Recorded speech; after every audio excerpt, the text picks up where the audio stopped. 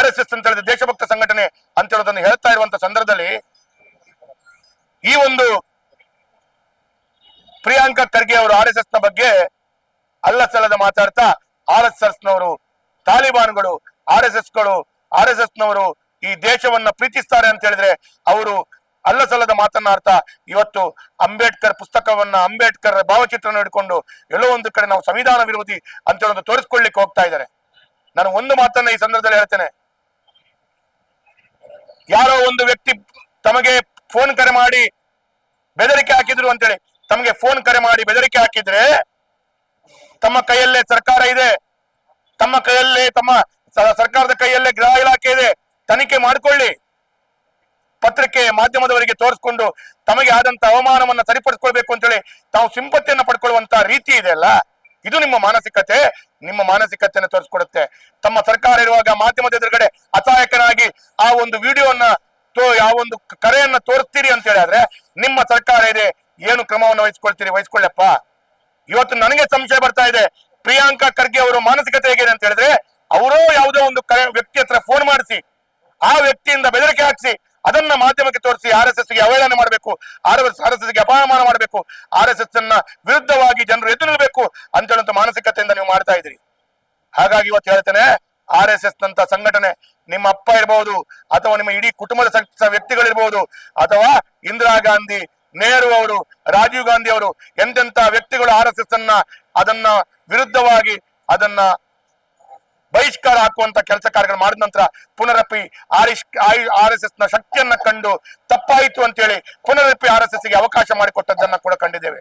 ಹಾಗಾಗಿ ತಾವು ಇವತ್ತು ಸಿಂಪತ್ತಿಯನ್ನ ಪಡ್ಕೊಳ್ಬೇಕು ಅಂತ ಹೇಳೋ ಕಾರಣ ಯಾರೋ ಒಂದು ತಮ್ಮದೇ ಚೇಲಗಳಿಂದ ಫೋನ್ ಮಾಡಿಸಿ ಅದನ್ನ ರೆಕಾರ್ಡ್ ಮಾಡಿಸಿ ಅದನ್ನ ಮಾಧ್ಯಮಗಳಿಗೆ ಬಿಡುಗಡೆ ಮಾಡಿ ತಾವು ಸಿಂಪತ್ತಿಯನ್ನ ಪಡ್ಕೊಳ್ಬೇಕು ಅಂತ ಹೇಳಿದ್ರೆ ಜನರು ನಿಮ್ಮನ್ನ ನಂಬಲ್ಲ, ನಿಮ್ಮ ಮೊಸಳೆ ಕಣ್ಣೀರನ್ನ ಕಂಡಿದ್ದಾರೆ. ಅದಕ್ಕಾಗಿ ಒಂದು ಹೇಳಿದಂತ ಮಾತಿದೆ, ಮಲಗಿದವನನ್ನ ಎಬ್ಬಿಸಬಹುದು, ಮಲಗಿದಾಗೆ ನಾಟಕ ಮಾಡುವಂತ ನಿಮ್ಮಂತ ಜನರನ್ನ ಎಬ್ಬಿಸ್ಲಿಕ್ಕೆ ಆಗಲ್ಲ.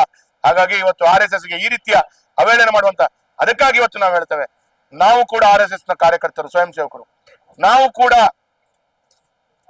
ಪಥಸಂಚಲನದಲ್ಲಿ ಭಾಗವಹಿಸ್ತೇವೆ, ನಮ್ಮ ಮಕ್ಕಳು ಕೂಡ ಭಾಗವಹಿಸ್ತಾರೆ, ಇನ್ನು ಮುಂದಿನ ಹಿಂದೂ ಸಮಾಜ ಕೂಡ ಭಾಗವಹಿಸ್ತದೆ. ಅದನ್ನ ತಡೆ ಹಿಡಿಕ್ಕೆ ನಿಮ್ಗೆ ಲೆಕ್ಕಾಚಾರ ಕೊಡ್ಲಿಕ್ಕೆ ನೀವು ಯಾರ್ರಿ, ಹೂ ಆರ್ ಯು? RSS ನ ಲೆಕ್ಕ ಕೇಳಲಿಕ್ಕೆ RSS ಗೆ ಎಲ್ಲಿಂದ ಹಣ ಬರುತ್ತೆ? ನಿಮ್ಮ ಸರ್ಕಾರ ಇದೆ, ಇನ್ನೊಂದಿದೆ. ಈ ರೀತಿಯ ಸಂದರ್ಭದಲ್ಲಿ RSS ಗೆ ಹಣ ಕೊಡೋರು ನೀವು ದೇಶಭಕ್ತ ಸಂಘಟನೆ ವಿರುದ್ಧವಾಗಿ ಮಾತಾಡ್ತೀರಿ. ನೀವು ದೇಶಭಕ್ತ ಸಂಘಟನೆ ವಿರುದ್ಧವಾಗಿ ಮಾತಾಡಿ ಪಾಕಿಸ್ತಾನ್ ಜಿಂದಾಬಾದ್ ಬಾಂಬ್ ಅನ್ನು ಇಡುವವರು ಅಥವಾ ಕುಕ್ಕರ್ ಬಾಂಬ್ ಅನ್ನು ಹಿಡ್ಕೊಡುವಂತವರನ್ನ ಸಮರ್ಥನೆ ಮಾಡ್ಕೊಳ್ತೀರಿ, ದೇಶಭಕ್ತ ಸಂಘಟನೆಗೆ ವಿರುದ್ಧ ಮಾತಾಡ್ತೀರಿ. ನಾಚಿಕೆ ಆಗಬೇಕು. ಇದಕ್ಕೆ ಜನರು ನಿಮ್ಮ ಎಲ್ಲ ಈ ರೀತಿಯ ನೀಚ ಕೃತ್ಯವನ್ನ ಕಾಣ್ತಾ ಇದ್ದಾರೆ. ಮುಂದಿನ ದಿನಗಳಲ್ಲಿ RSS ಗೆ ಈ ರೀತಿ ಮಾತನಾಡಿದ್ದನ್ನ ಜನರೇ ನಿಮ್ಗೆ ತಕ್ಕವಾದ ಉತ್ತರವನ್ನು ಕೊಡ್ತಾರೆ. 70 ವರ್ಷ ಆಡಳಿತ ಮಾಡಿದಂತ ಕಾಂಗ್ರೆಸ್ ಪಕ್ಷದ ನಾಯಕರಾಗಿ ನಿಮ್ಮ ಜಿಲ್ಲೆಯನ್ನು ಅಭಿವೃದ್ಧಿ ಮಾಡ್ಲಿಕ್ಕಾಗದಂತ, ನಿಮ್ಮ ಜಿಲ್ಲೆಗೆ ಒಂದು ರಸ್ತೆ ಮಾಡ್ಲಿಕ್ಕಾಗದಂತ ಯೋಗ್ಯತೆ ಇಲ್ಲದಂತ ನಾಯಕರು ನೀವು ಇವತ್ತು RSS ಬಗ್ಗೆ ಮಾತಾಡ್ತೀರಾ. ನಾಚಿಕೆಯನ್ನ ಪಡ್ತಾ ಇವತ್ತು ನೀವು ಹೇಳಬೇಕು, RSS ಗೆ ಈ ರೀತಿ ಮಾತನಾಡಿದ್ದನ್ನ ಮುಂದಿನ ದಿನಗಳಲ್ಲಿ ಕ್ಷಮೆ ಯಾಚಿಸುವಂತ ಸಂದರ್ಭಗಳು ಬಂದಾಗ ನಾವೆಲ್ಲರೂ ಇದಕ್ಕೆ ಉತ್ತರವನ್ನ ಕೊಡ್ತೀವಿ. ಹಾಗಾಗಿ RSS ಅಂತ ಹೇಳಿದ್ರೆ ದೇವರ ಸ್ಥಾನದಲ್ಲಿ ಕಾಣುವಂತ ವಿಶೇಷವಾದಂತ ದೇಶಭಕ್ತ ಸಂಘಟನೆ ಅಂತೇಳಿ ನಾನು ಹೇಳ್ತಾ, ನಾನು RSS ಅಂತ ಹೇಳೋದನ್ನ ಪ್ರಿಯಾಂಕಾ ಖರ್ಗೆ ಅವರು ತಿಳ್ಕೊಳ್ಬೇಕು ಅಂತ ಹೇಳೋದು ಹೇಳ್ತಾ, ನಾನು ಅವರು ಈ ಆಡಿದಂತ ಮಾತಕ್ಕೆ ಅವರು ಕ್ಷಮೆಯನ್ನ ಯಾಚಿಸಬೇಕು ಅಂತೇಳಿ ಆಗ್ರಹವನ್ನ ಮಾಡ್ತೇನೆ.